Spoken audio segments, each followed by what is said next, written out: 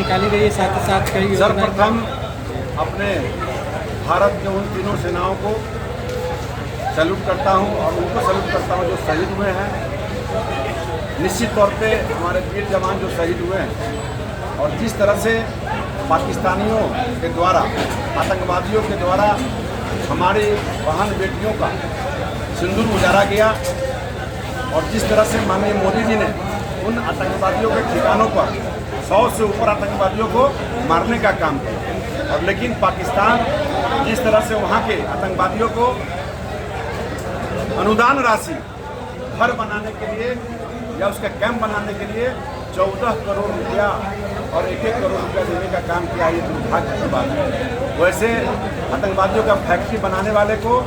देश के यशस्वी प्रधानमंत्री जी ने करारा जवाब दिया है और देश के कर्नल जो सोफिया कुरैशी के द्वारा जो उनको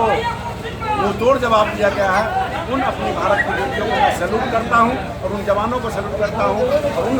जो वीर शहीद को भी श्रद्धासुमन अर्पित करता हूं। जी, आज कई सड़क का भी शिलान्यास किया और आपने मेरी बातों को सुना, मैं पुनः बताना चाहूँगा, औराई विधानसभा पहले मुजफ्फरपुर के विकास के मामले में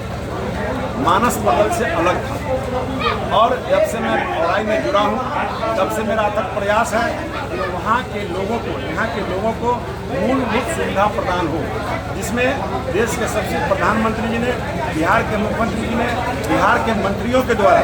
यहाँ पर हर विभाग में, शिक्षा विभाग का लोगों को भी नज़र नहीं पड़ा, इसलिए थोड़ा संतोष हो रहा है, लेकिन उसका भी विभाग बहुत सारा काम किया जो रुक पर समय पर आने वाला है। शिक्षा मंत्री जी के द्वारा, चाहे स्वास्थ्य मंत्री जी के द्वारा, चाहे ग्रामीण कार्य मंत्री जी के द्वारा, चाहे पथ निर्माण मंत्री जी के द्वारा, चाहे माननीय मुख्यमंत्री जी के द्वारा या देश के सभी प्रधानमंत्री जी के द्वारा और आज विधानसभा क्षेत्र के अंतर्गत इन सालों में ये जो अभी नया करंट ईयर जो चल रहा है, इसमें लगभग 30 अरब से ऊपर रुपये का राशि का यहाँ काम होना है, जो विभिन्न क्षेत्रों में काम होना है, जो हम हमेशा अपने बातों को कहता हूँ। तो निश्चित तौर पे औराई का कायाकल्प हुआ है और 2 से 3 साल के अंदर में जब सारे पुल बन के तैयार हो जाएंगे और तो रोड तो 2-3 महीना में बन के सब तैयार हो जाएगा, लेकिन कुछ पुल हमारा 2 साल में बनेगा, कुछ पुल हमारा 3 साल में बनेगा, कुछ पुल 1 साल में बन जाएगा, जो उसका साइज के हिसाब से जो छोटा बड़ा होता है। तो जब बन जाएगा तो 100% हमारा चचरी मुक्त होगा। और कुछ पुल मैं आपके चैनल के माध्यम से उन लोगों को कहना चाहूँगा, वैसे लोगों से जो लोग सोचते होंगे कि भाजपा के विधायक मेरे क्षेत्र में विकास नहीं करेंगे,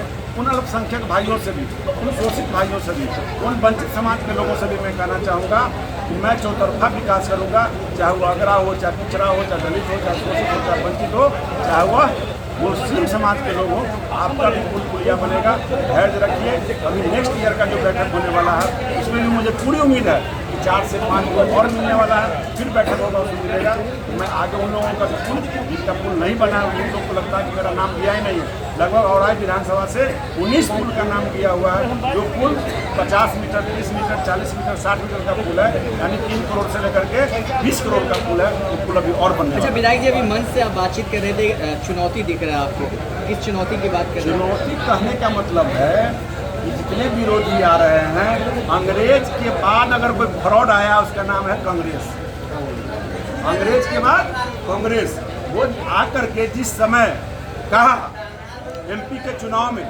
अभी 2024 के चुनाव में क्या कहा, खटाखट फटाफट, उनके जो सागीदार हैं, जो शागिर्द हैं, जो गठबंधन के पार्टनर हैं, क्षेत्रीय दल के जो नेता है, क्या कहा था, मुस्लिम बहनों को कैसे ठगने का काम किया, बैंक में लगा के मुस्लिम बहनें लाइन में चली गई, आपके पासबुक में खटाखट रुपया आएगा, ये आना शुरू हो गया। केजरीवाल ने क्या कहा था, फटाफट रुपया देंगे, आ गया। पंजाब के अंदर कहा क्या दिया आया। लेकिन हमारे साथ इसलिए मेरा कहना है कि लोगों को, गरीबों को, दलितों को, जहाँ अभी भी अनपढ़ समाज है, जहाँ पर अभी भी विकास का किरण नहीं किया, वैसे लोगों को बरगलाने का काम करता है और जाति से जोड़ने का काम करता है, भीम नीम का बात करता है। समाज के अंदर अगर किसी ने विकास किया, आज राहुल गांधी जी नकली जनेऊधारी है, राहुल गांधी जी जनेऊ पहन करके मंदिर में जाते हैं, क्या है, सही बात है कि नहीं है? आज पहले से आपका राज मिला था, आपके नाना थे, आपके नानी थे, आपके दादा थे, दादी थे, आपके माता जी थे, आपने क्यों नहीं विकास किया, क्यों नहीं गरीबों को आगे बढ़ाया? आज जब मोदी जी और नीतीश कुमार जी जब चीज़ों को बढ़ा रहे हैं तो आपको क्यों फट रहा है? इसलिए